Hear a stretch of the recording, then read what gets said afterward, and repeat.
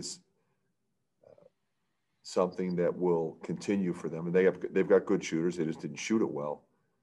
And I think our guys are smart enough to understand, they're not making as many shots. I mean, I think you look at yesterday's game, I thought Ohio State played really well, defended well, but they had some clean looks that didn't go in. They missed some free throws. So, our guys will be ready. Adam Jardy from Columbus Dispatch, go ahead. Fran, as you enter a week where you've got such a quick turnaround in between games, I know every coach kind of handles this stuff differently, but how do you try to prepare for the one that's right in front of you while also preparing for the one that's right behind it there in Ohio State? Yeah, well, we'll just prepare for Michigan State, and then we'll move on to the next game. So even though it's a short turnaround, we won't change anything there. Mark Emmert. Yeah, Fran, I was curious, the lineup you used with Keegan at the 4 and Connor at the 2, I guess, what was the thought behind that, and how'd you like it? I thought it was really good. I thought Keegan performed extremely well. He made some mistakes, as you would have expected, but he's a guy that learns quickly. I think it was good for him to be in that role. And I thought it was important to bring Jack off the bench. He was spectacular. We just got to, get some other guys some minutes. Like I thought Tony was great. With CJ out, obviously he became critical, but also try to get some minutes for Aaron. Next question, David Eicholt. Yeah, Fran, I know we continue to ask you about this, but what's the latest with CJ? Is there a chance that he goes tomorrow? Yeah, there's a chance. We'll know more after today. See how he does today. In practice, he's going to try to go a little bit. Tom Kakert. Hey, Fran, kind of a different question. We obviously couldn't ask you about it on Friday, but John Chaney passed away, Philly guy. Just wondered if you had any memories of John as a coach, as a guy in Philly. Tremendous respect for Coach Chaney. Really one of the most respected Philly basketball people. Coach, player, because he was a great player too. People don't remember that. I worked this camp for many years. It was friends of his. I grew up playing against his son. We were 1 year apart, so we played a lot together and against each other. And then I played against his Temple teams and then coached against them in the NCAA tournament when I was at Lehigh in '88. They were ranked #1. We played them in Hartford, but just a guy that I think proved himself as a coach. He's in the Hall of Fame, but more importantly, was a guy that when it was more difficult to speak out, he spoke out and did it in a way that people would listen and respect. I think because people loved him and he was usually right. So, our sport will miss John Chaney in a big way. John Bonenkamp. Yeah, Fran, you talked about Jack and the way he played Friday night. How important was that for him to have a game like that? I mean, because it seemed like he gave you a lot of big minutes, especially there in the second half. Well, especially with Luka on the bench. He was a horse in the middle defensively.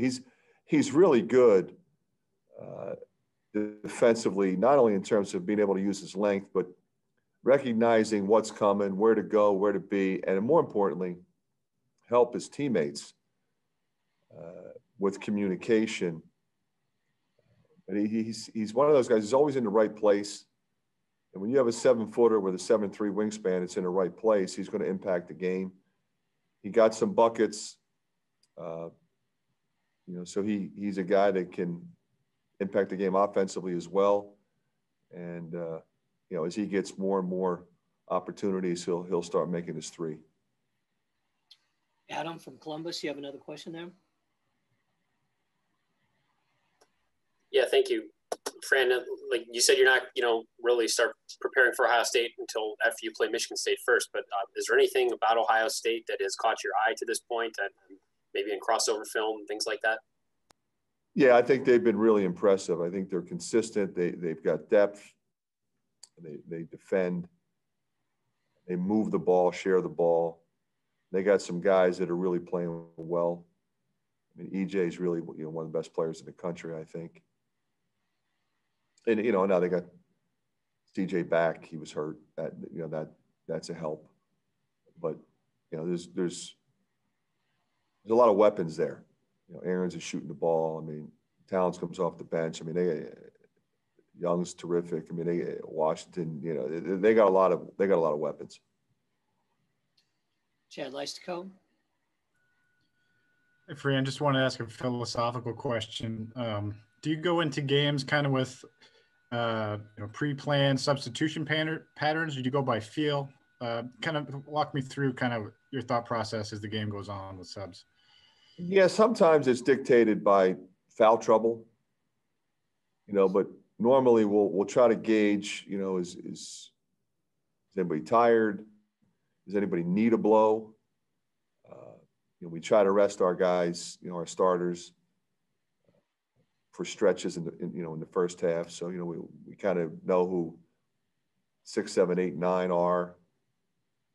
But like you said, sometimes the game's different. So you end up going big, going small. You bring Jack in for Luka, or you bring Jack in to play with Luka. For a variety of reasons, based on maybe what you're doing defensively or what matchups you want out there. So, the guys that have earned, the immediate minutes coming off the bench have consistently, was obviously Keegan, Patrick, Jack, and Joe Toussaint. And with CJ out, obviously Keegan goes into the starting lineup, and those other guys are still integral to what we're doing. Tony next with Aaron, depending upon what we need. Don Doxey. Yeah, Fran, you mentioned that Michigan State isn't shooting it well. Have you seen any other after effects from their 3-week pause in these last 2 games?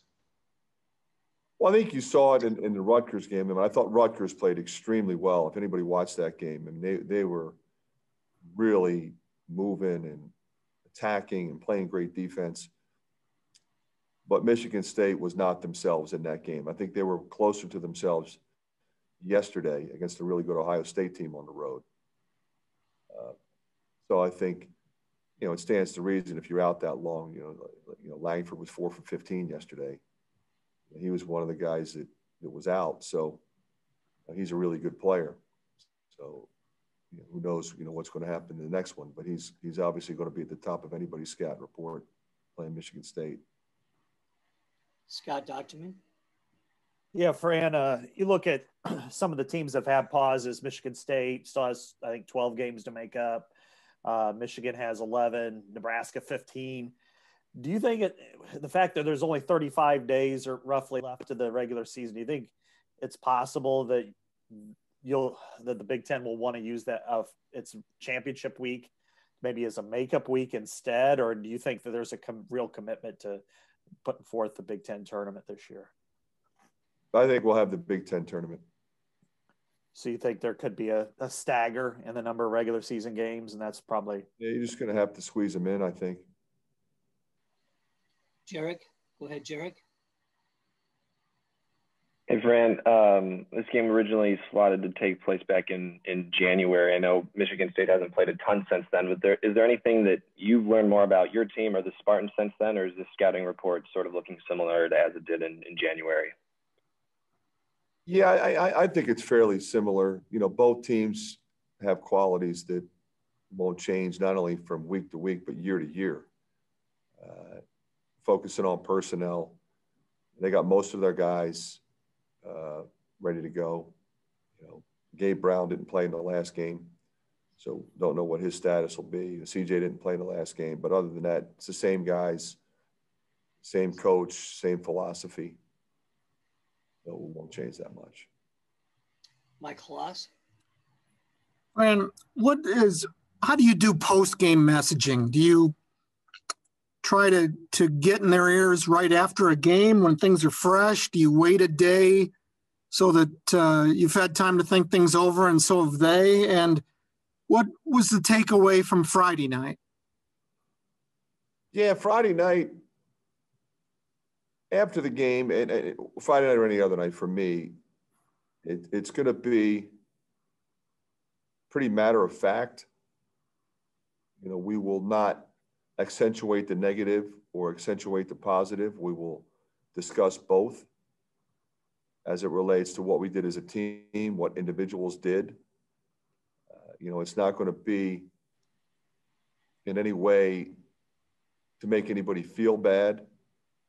You know, like, for example, with Jack, I mean, the last rebound, you know, wasn't all his fault, but we wouldn't have been in the position we were in if it wasn't for Jack Nungy. I thought he played great, and I told him that. You know, that said, you know, get that last rebound.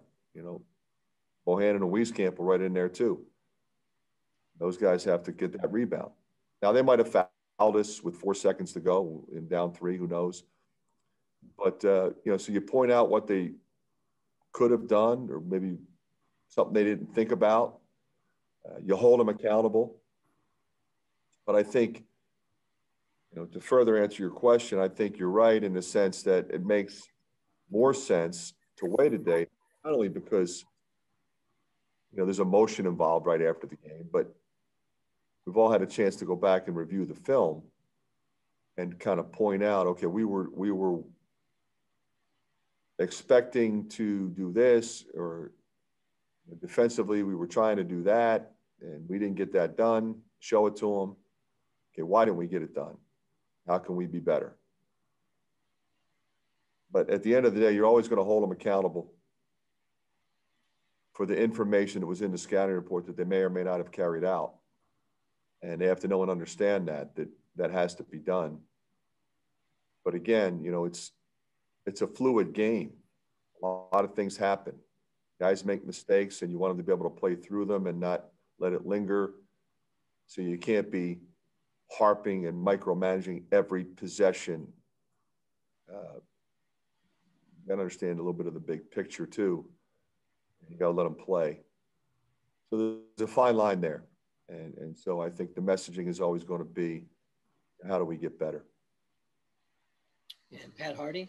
Yeah, Fran, is it easier to hold a veteran team like you have accountable in situations like this because they've been around, they kind of know what to expect?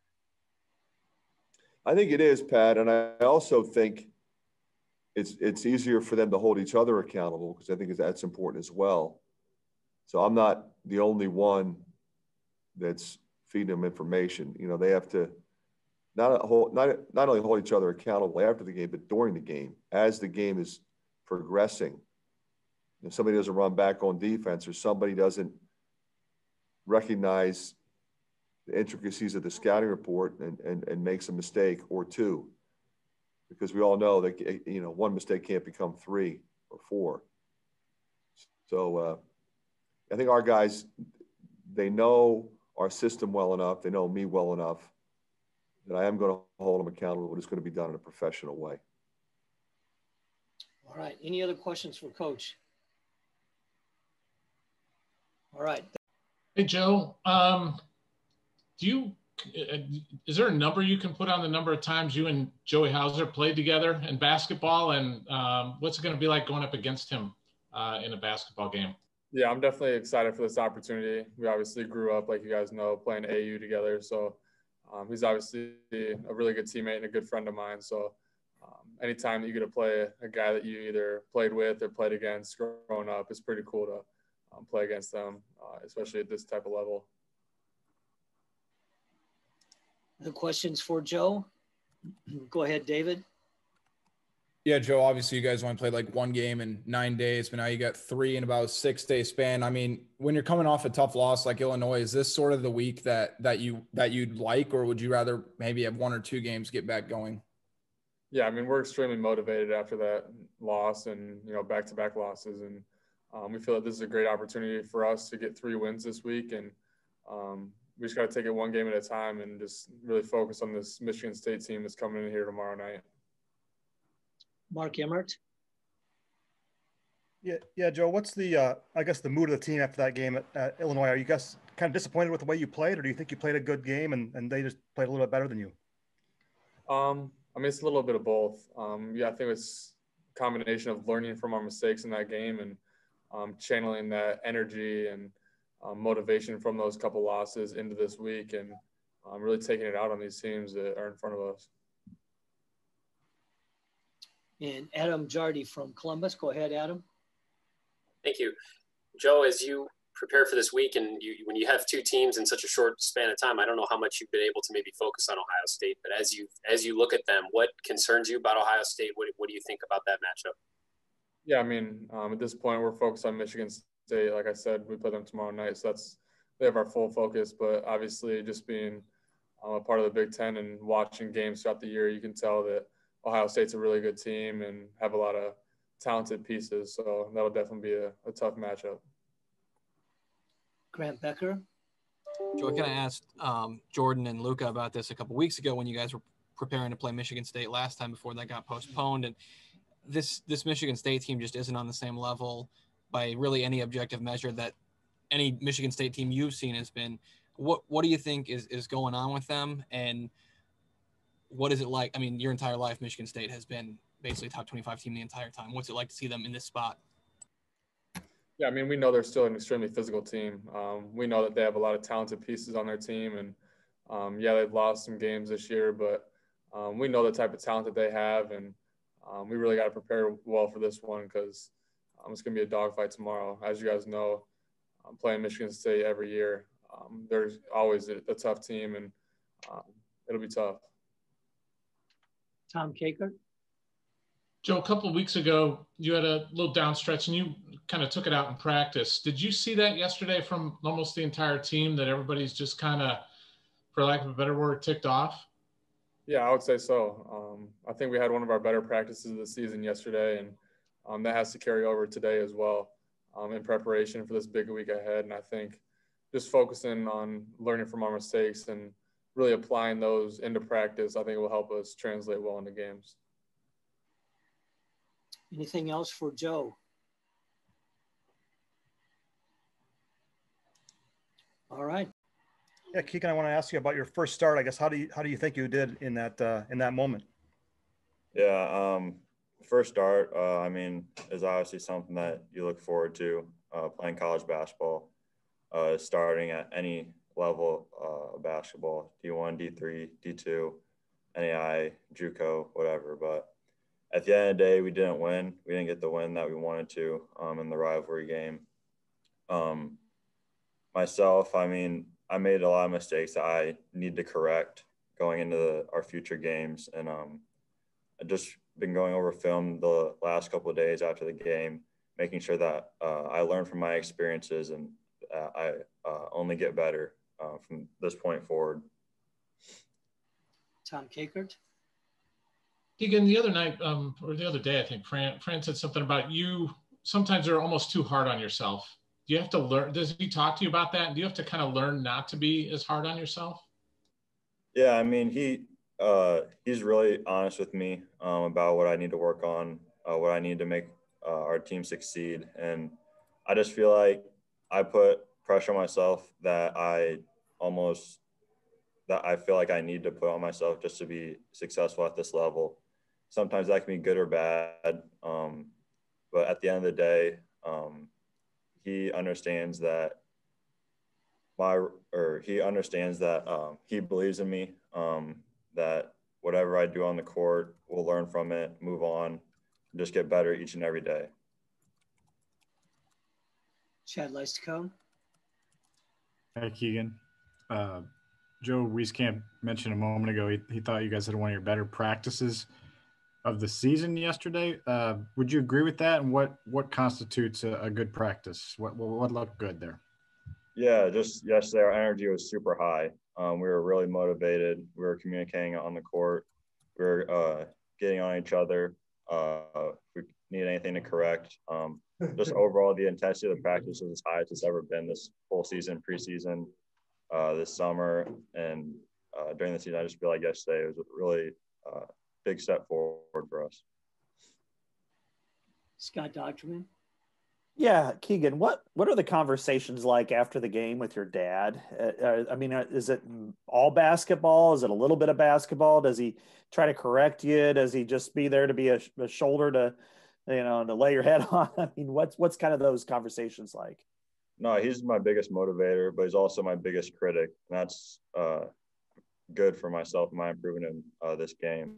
And I just feel like I can go to him for anything. He can talk to me about anything. If I have questions about anything, I'll reach out to him. He'll reach out to me. He's just there to guide me through this process in my years moving forward. Has it been a help, a burden, or neither, knowing that he's well thought of and he had a really good career here at Iowa? I just feel like it's awesome. I don't know if that's the word to describe it. I just feel like him going through this, him having the success that he had here, has really helped me overall throughout this season, throughout the off season, throughout my improvement in general, just getting ready for college basketball at this level. And I just feel like he's just been probably the biggest shoulder that I've leaned on throughout this process. Celia, go ahead. You mentioned areas after the Illinois game that you're working on. How much of a chip on your shoulder do you have, especially knowing you've got several opportunities in the next couple of days to kind of correct those mistakes and work things out for yourself? Yeah, no, our whole team has a chip on our shoulder. We've lost our last two games. We're highly motivated right now to succeed in this thing is 6 games in 16 days. We're highly motivated right now to win those games, start getting our rhythm going into March, and hopefully that continues. David Eicholt. Yeah, Keegan, now that, you continue to see your role kind of increase with this team, what's been some of the best advice that, whether it be a teammate or a coach, has given you about, as your role continues on, just what are some of the pieces of advice they've given you? Yeah, I just think the biggest advice that the coaching staff has given me so far is if you mess up, put your head down, just hoop.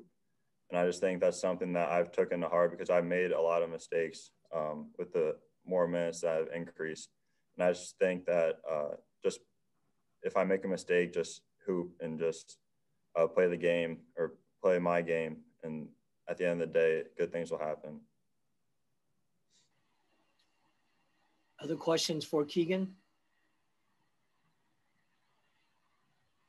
All right, thanks, Keegan. Last season when you guys played Ohio State, E.J. Liddell was a freshman. He didn't do a whole lot, but he was one of the guys that actually kind of stood up to you a little bit on that team. I just wonder what it's been like for you to maybe see him this season. I know you got Michigan State first, but what have you seen from a young kid like that kind of coming into his own as a big in this league?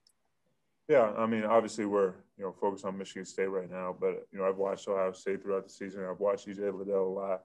And it's just, awesome to see how much he's improved. Obviously, Caleb Wesson leaving, forced him to step up into a way bigger role, kind of like me last year with Tyler Cook leaving. And, you could tell the kid, really worked hard to improve his game. And he was really good last year, especially in our game against them. He was really lethal with his mid-range jumper against our zone.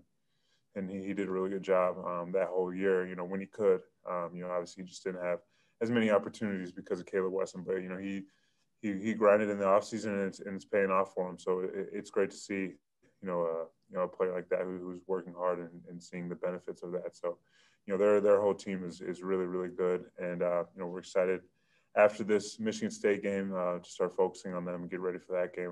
And it's going to be a big-time matchup. When you're a big in this league and you're stepping into that bigger role, like you just said you had to do, what are the keys to trying to enjoy success when you're playing in a league that has as many talented big guys as this league has? I think you just got to, learn.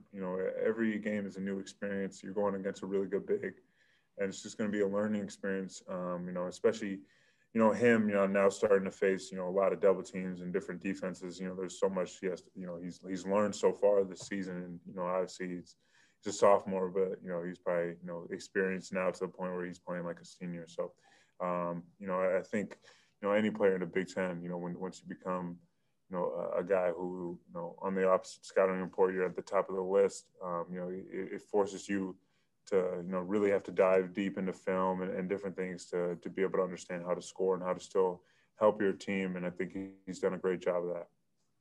Thank you. Mark Emmert. Yeah, Luka, I wanted to get your thoughts on how you've seen Jack Nunge grow as a defensive player in your 4 years here. And does he ever get you in practice? Does he ever block your shots? Yeah, for sure. I definitely think, when he has the wingspan he does and the athleticism he does, he's definitely, pushed me really hard in practice, especially over the last couple of years. It's just continue to get better, and he's done such a good job, and he's tough to score over. He's got length and he's got the ability to jump, and he's definitely blocked a shot or two before of mine. But obviously, I know how to counteract.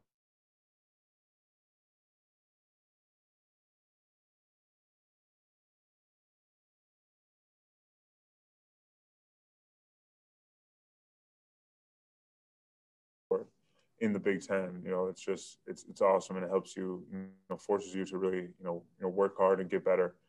So he's done that for me, my whole career here. But I think he's always been a guy who has that, length and athleticism. I think he's really starting to put it together in terms of just on the court, knowing what to do and really, doing a great job. Obviously, with a couple of years not being able to, see a whole season through. I'm really excited for him, and he's getting better and better. And he's still, I've watched him in practice for a couple of years. He still has not, shown everything he has, and he will. And I'm excited for that moment to come because he's one of the better players in this league, and I honestly think that. Tom Kakert. Luke, we were talking to Joe and to Keegan, and they both said that yesterday's practice was as intense as they've had at Iowa. What are your view on that, the intensity of practice? And was something said? Did you say something to everybody ahead, like, "Hey, let's go now"? How did you say anything to everybody to get them on the same page? I think I try to say something before every practice, but I think yesterday, everyone just brought it. Everyone had a focus and a mentality that's needed to win. And I think it comes with 2-game losing streak and 2 games you feel like there were points in the game where you could have done something to make sure the team won, and to lose those 2 games back to back is tough on everybody. And the only way to go about it is to just keep going through it and practice as hard as you can.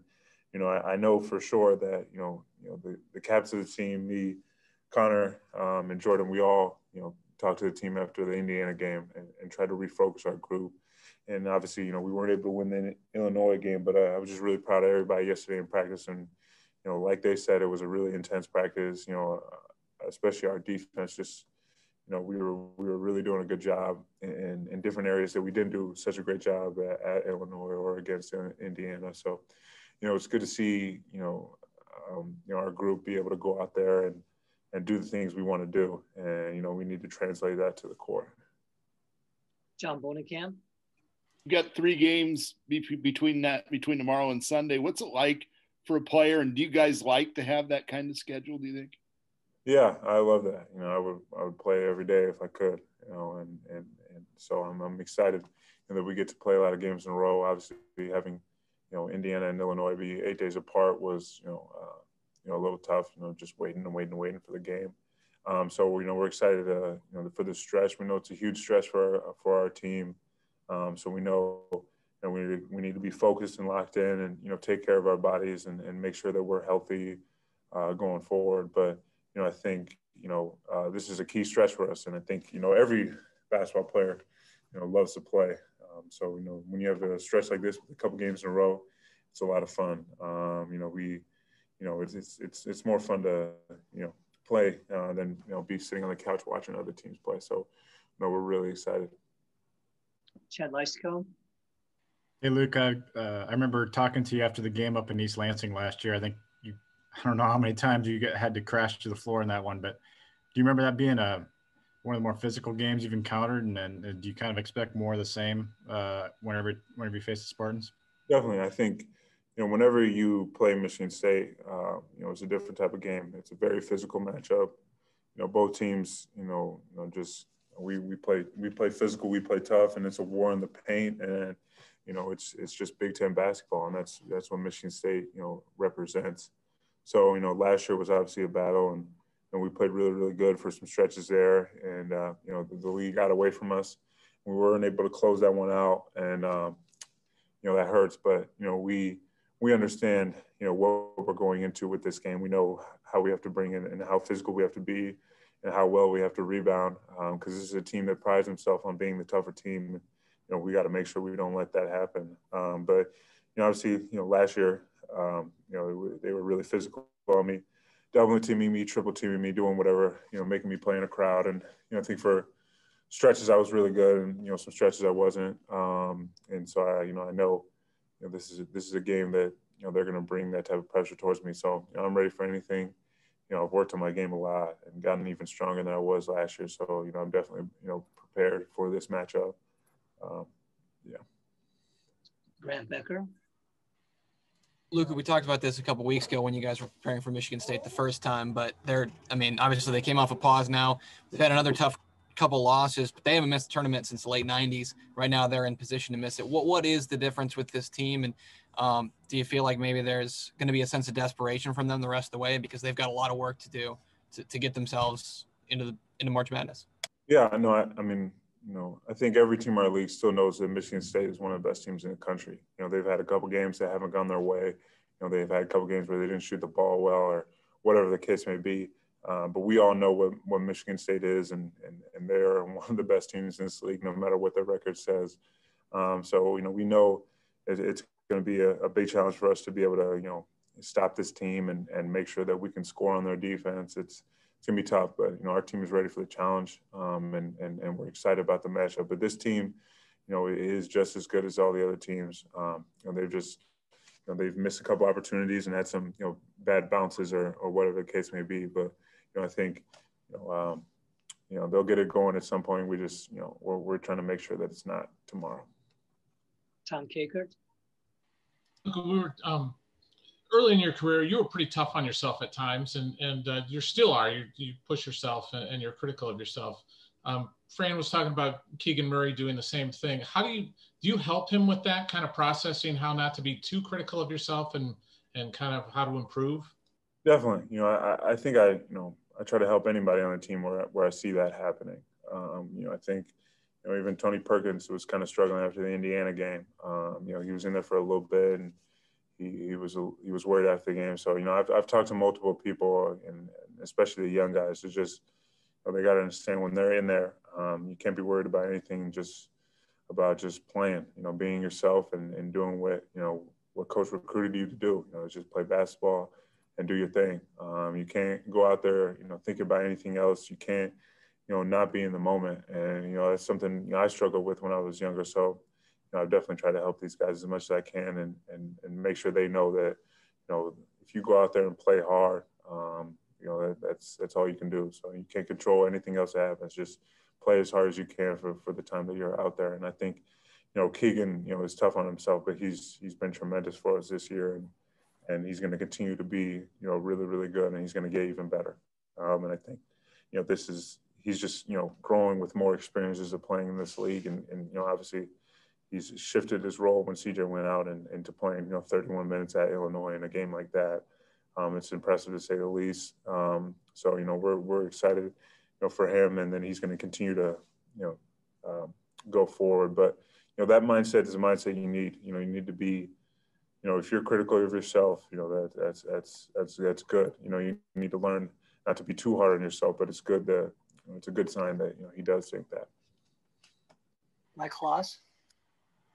Look, Michigan State's owned you guys. It goes back a long ways. I mean, without injecting personality into it, how much would you just like to drill them? I think, no matter, what happens, we just want to win, no matter what the score is. I've never beaten Michigan State in my career here. So it's the only team left in the Big Ten that I haven't beat. So, we're motivated for this game. We get to play them twice, and we're highly focused.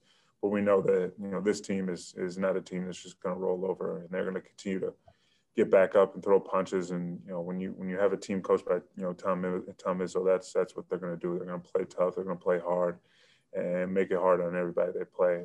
They won't go away. And, I think, I think a lot of people are, still are, doubting them, and I think they're going to get it going. But like I said, we just hope we're going to make sure it's not tomorrow. Any other questions for Luka? All right.